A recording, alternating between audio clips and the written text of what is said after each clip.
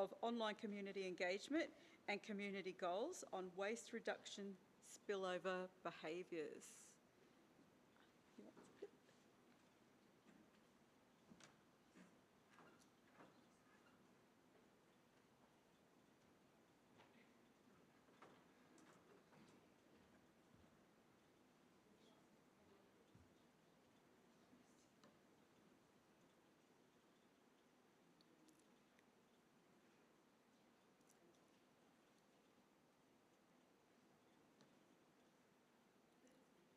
Sorry, a quick question.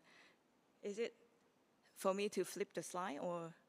So which button should I, should I press? It looks so high tech. I thought it's a walkie-talkie or. So good morning, everyone. I'm Daisy from the Hong Kong Polytechnic University. So my presentation today is actually about a pilot study result that we did so as to get the funding support from the Hong Kong government. So I see that lots of the presenter actually share with you the results and the best practices of the project that they delivered. But for us, for the university academics in Hong Kong, so as to ask the government to give us, hey, please give us $1 million to conduct a social marketing project to help the individual, the society, the environment. They need us to provide a very strong theoretical background why we conduct the project so as to get the funding. So that's why, and what we are going to do after we get this funding will be all the steps of how to craft a social marketing project that deliver what we promise in this funding proposal. So this funding proposal is about using online community engagement in social media so as to enhance waste reduction at home, as well as the subsequent spillover behavior. So I'll get into all those terms. We have a team. I'm from the Hong Kong Polytechnic University, and we also have Sharyn Rundle-Thiele from Griffith, and we also have another marketing professor from UK. And of course, this project is funded by the Hong Kong government. We have to say this here and there so as to acknowledge their support. So, I will go through how we, what was the theoretical background to support our funding proposal, and what are our research objective and our research question and our research design, as well as the pilot study result that we used to substantiate the funding proposal, as well as lastly what we are planning to do, how we are going to go through all the steps of the social marketing process so as to formulate our project plan.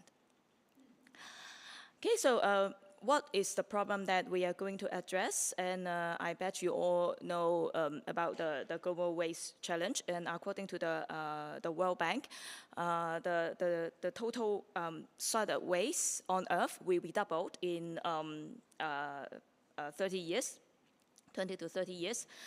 And one of the challenges for us in Hong Kong is that we are in such a tiny place, and we are almost out of landfills. So it is important for us to try to minimize waste, particularly household waste, so as to give space for the landfill. But what are the behavioral barrier that we are going to address using our project is that as social marketers, you all know that it is difficult to tell people to take action, like say, for example, to stop buying product with over-packaging and try to recycle whatever you may at home, and reduce food waste, reduce paper waste, and don't use paper cup, right, when you have your daily coffee or whatever. And but what is easier? So why we use online community engagement? Because this is easier. According to research, it is easier to tell you to post in social media, to like your someone else's post, to share their post, which is much more easier than asking you to recycle the plastic bottle, not to buy this and that, because this is not, because it creates lots of waste at home or to the world. So why it is easier, and what is the relationship between this easy behavior and waste, the difficult waste reduction behavior? So in the last few years, lots of research tried to see if online social media community engagement will motivate people to do something more complicated, to do something which is more high involvement. So the answer is positive. So what was the theoretical background? So actually, the theoretical background ride on 20 years of online brand community engagement research. So in online brand community brand research, like the Lululemon Facebook page. Oh, by the way, let me give you a quick definition of what online community is.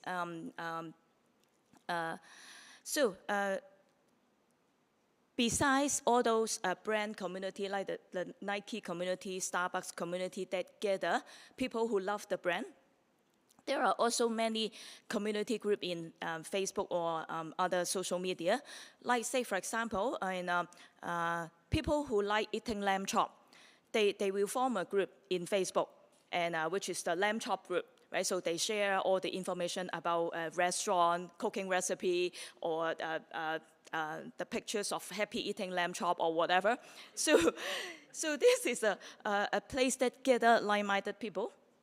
So, and the online brand community actually ride on this behavior to gather like-minded people. So like, say for example, the Lululemon Facebook group. So people who like Lululemon, they wear Lululemon, and they play yoga, and then they share their life with Lululemon. And the online brand community research indeed discovered that the more you engage in this online community group with other people who share their life, who love your posts, who share your posts or whatever, actually reinforce your brand love and also motivate brand-related behavior. So in the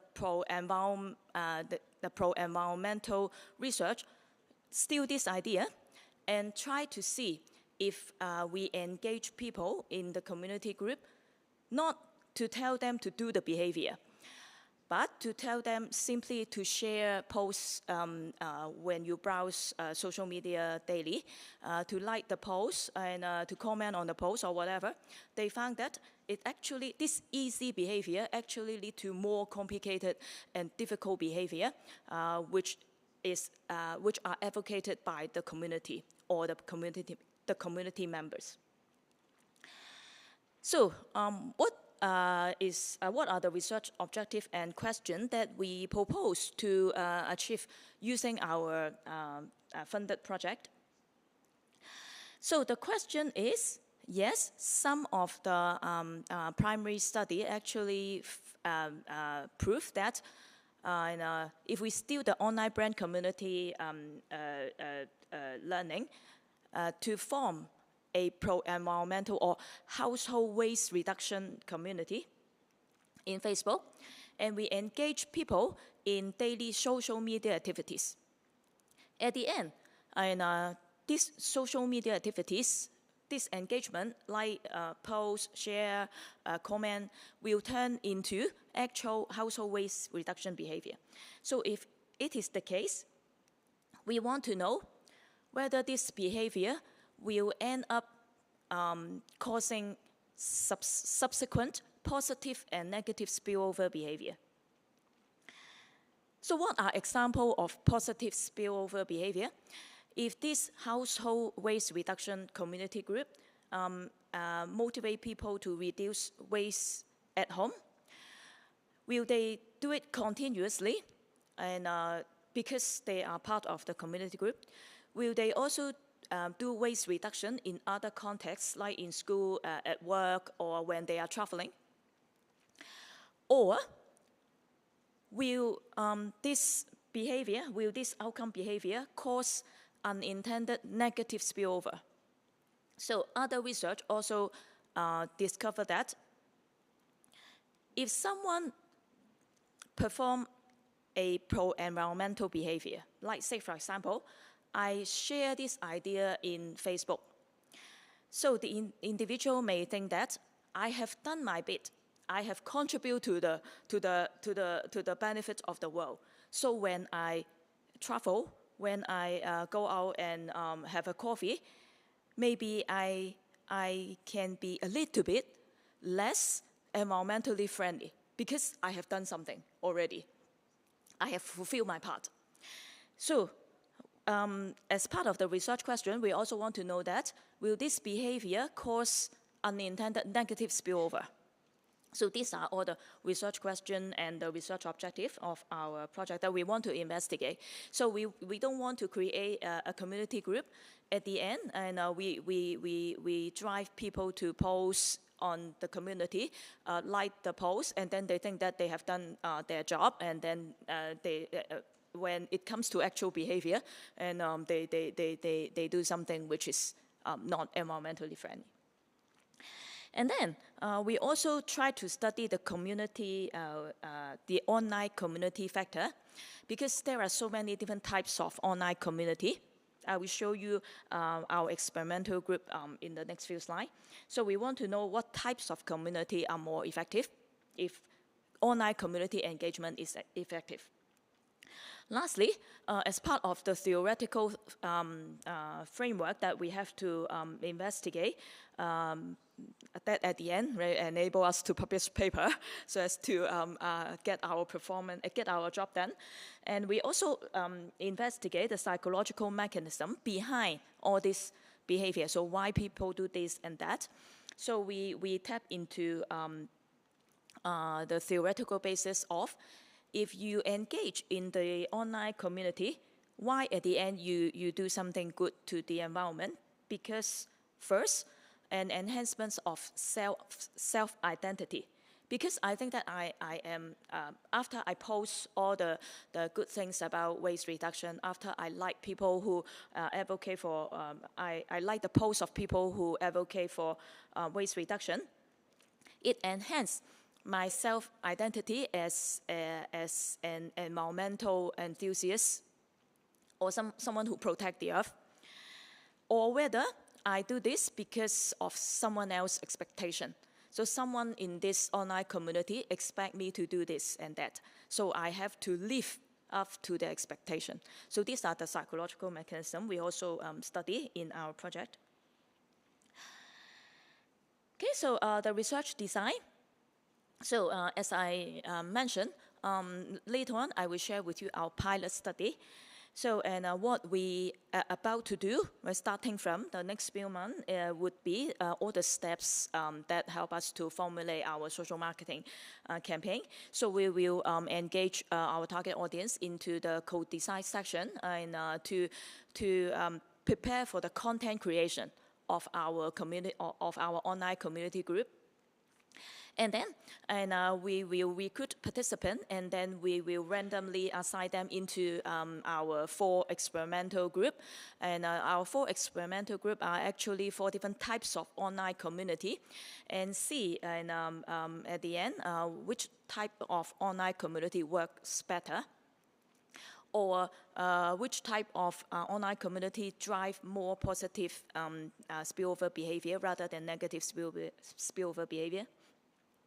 And we will also run post-experiment interview so as to go deep into the psychological mechanism of why people engage in the online community and subsequently behave accordingly. And so this is what we are going to do and in the next 1.5 years, so as to deliver this social marketing campaign. So these are the illustrative example of the online community group, experimental group that we are going to run. So as I mentioned, and these are just mock-up.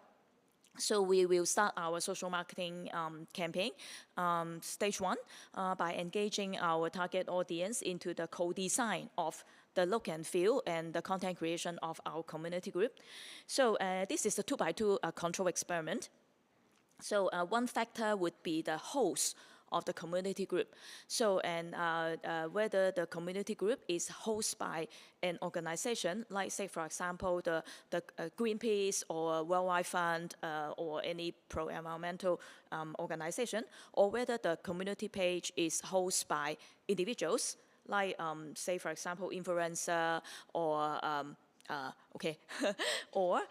people who really love the environment and try to engage people, like-minded people together. Another factor would be the goal of the community. So by saying the goal of the community, we have two different goals. One on the left would be social goal. And this is an actual example of a Hong Kong government that promote keeping Hong Kong clean. So what they do, and in the past, all their content are so serious about using shame or guilt framing of promoting how to keep Hong Kong clean. But now they try to make fun of keeping Hong Kong clean, right? So although you don't understand Cantonese, right, Chinese, but by looking at the picture, you know that, right? It's all about entertaining the audience. So lots of people follow their community group, not because they actually want to keep Hong Kong clean, but they see it as an entertainment. Right? But they engage a lot of people in the community group. So on the right is a group with functional goals. So and the host or people who join the group and share information, actual information, knowledge, so as to enhance the capability of how to advocate the cause that they promote. So these are our experimental group. So the pilot study result, right, of course, really positive. So the whole thing contribute to almost 60% of the variance about household waste reduction, and about 25% of positive spillover. So the pilot result is good, and we hope that when we actually roll out the whole social marketing campaign, and we will certainly see, we believe that, and we will certainly see our hypothesize a positive result. But through the project, we actually want to know the mechanism behind and the guiding principle of how to create a group, how to engage the audience in the group, and how to create content that actually enhance the engagement. So, and of course, right, theoretical and practical contribution, and that help the nonprofit organization to better engage the audience into the behavior, the waste reduction behavior we want to promote. And we have lots of AI topics in these 2 days. And for us to get our project funded, lots of researcher talks about using VR, AR, XR, and gamification, AI, blah, blah, blah, to change behavior, or otherwise you don't get your project funded. So in this project, we highlight to the government that, and okay, I will finish within the 2 minutes. Yeah, this is the last slide.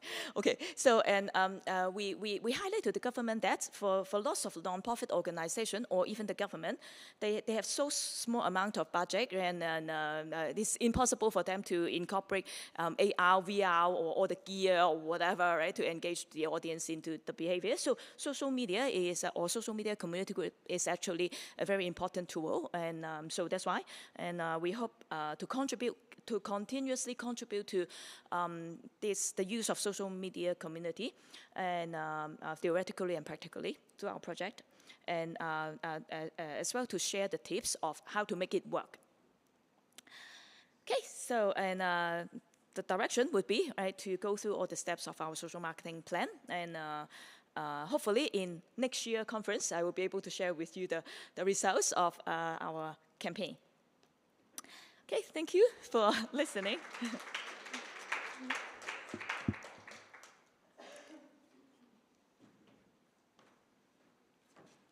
Thank you, Daisy, for sharing that.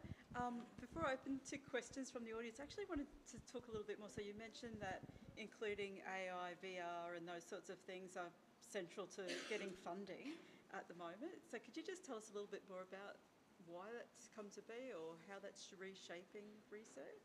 Oh, okay. So how to say? And we look at the topic of the project that recently get funded, or the paper that get published, and so as to be publishable, or so as to have your funding granted. And if you still talk about old tool, like, say, for example, advertising framing, or using social media, right, and the funding body, or lots of general publisher will think that, oh, this is an outdated topic. And so as to get your project funded, you have to be innovative. So lots of researchers try to, so it's about the tool that you use. So if you are still using traditional tool like a TV campaign or social media campaign, so the reviewer may think that this is something that everyone have done.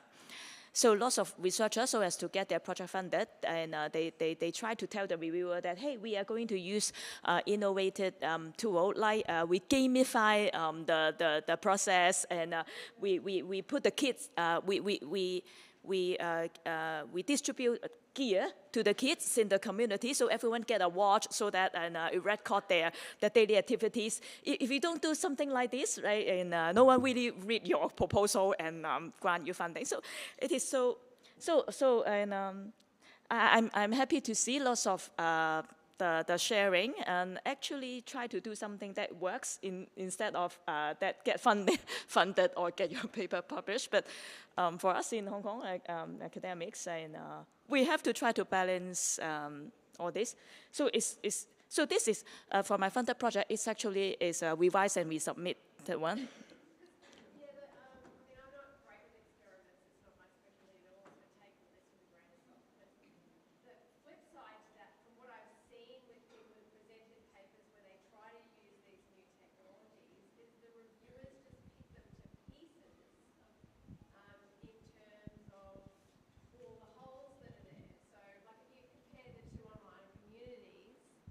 So when you're comparing the two online communities, you've got social versus functional, but they could also say, oh yeah, but you know, what if they're more playful in their personality versus someone who's, you know, maybe you haven't accounted for that, and there's all these extra control variables that they can pick you apart on, which gives them more reason to reject the paper. Sorry for being practical and boring, but so all these, or any time I see someone present a paper that's tried to use social media, for example, because you're trying to track something that's got so many holes, because people can come through so many gateways, you can't possibly plug them. They find it almost impossible to get them published. Do you know what I mean? Yeah. So have you thought about these things? Yeah. So as I mentioned, this funded project is a revise and resubmit one. So, and originally, I proposed to use a real scenario that we don't control the content of the community page, and then we just say, for example, I recruit people I recruit a follower of the Greenpeace community, and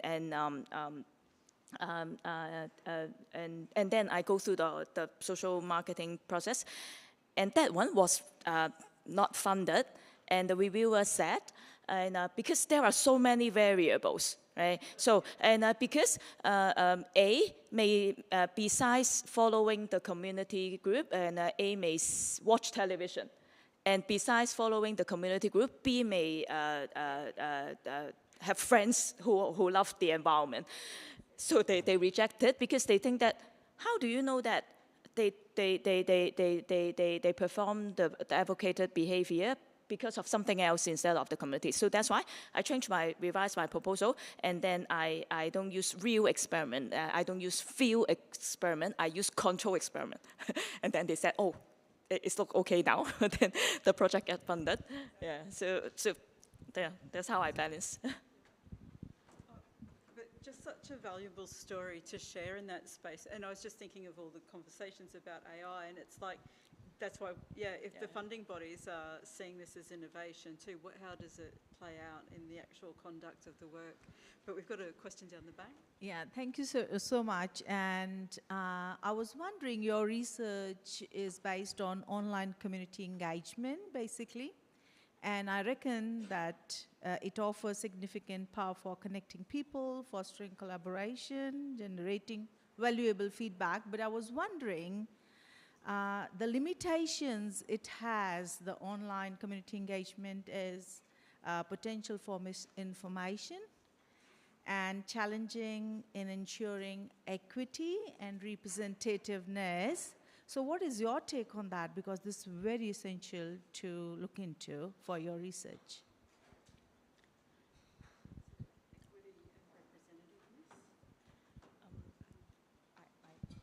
I can't hear. Oh, sorry, she wasn't able to hear. Are you able to repeat or summarise? Can you repeat the question I'll make it more loudly? simple for you is that because your research is based on online community engagement, that's right. And we know when we talk about online community engagement, the limitations like accessibility issues, potential for misinformation, and the very important is challenges in ensuring equity and representativeness. So these are the very big issues and limitations. So what is your take on this for your research? Do you mean the limitation in terms of measuring the engagement, or the limitation about the generalization of our result? Yeah. The generalization of our result. I would say that, I won't say that the result can be generalized, say, for example, from an Eastern society to say, a Western society like Australia or other countries. So I would say that it actually lay a foundation for research of using online community engagement, and people in other cultures, I would say, should try to replicate the research to see whether it works in the culture. Because, like, honestly, and in these few days, I see a lot of case study. So I share with my friends that for lots of the case study, I don't even. So I was in a workshop that talks about preparing a successful social marketing campaign, and then the John, the facilitator, share with us an advertising, and then they asked us as the workshop participant, and why do you think this advertising works? And then I told my friend that I don't even understand the content of the advertisement. So I don't know why it works, right? It's more because of the cultural differences. So I would say that it definitely won't be able to because the Chinese content, right? And probably when you look at the Clean Hong Kong jargon, right? They use the Chinese character, right? They play ancient people and cleaning the street, and the Hong Kong kids like those video a lot. But I don't think it works in Australia. So I don't think it will be easily generalized to everywhere. Yeah. Hi, Daisy. Thank you. That was really interesting. My question is more, and maybe it's just more clarifying, I guess, but obviously like the brand communities, like the Lululemons and things, you know, they're people who love that brand, and so they've got that connection. So with an environmental group, and like with your experiment as well, is it a case that people who belong to those communities are already, by definition, sort of more pro-environmental, and is it about engaging them more in their own behaviours, as opposed to sort of their influence on people outside of that network, because they're probably the ones we want to change, the people who aren't doing that work. And is it the influence of the people in the community on people outside the community, or is it just trying to increase the behaviours and things of people already within that community? Thank you. It's a great question, and I think it goes back to the segmentation concept that we always talk about, and this is also what we try to investigate with our project, and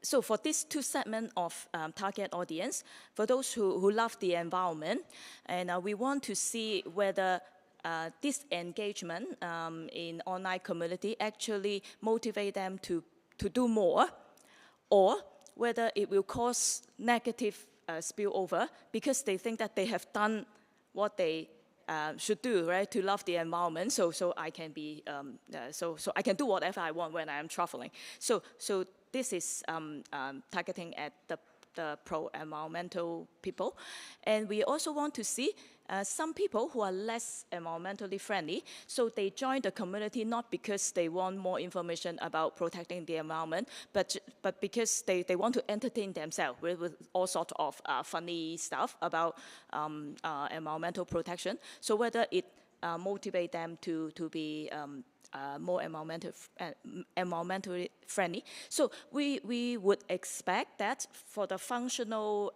gold community, we will be able to engage more people who love the environment. But for the social gold, we probably would work better to engage another segment of audience. So this is also what we want to see or investigate.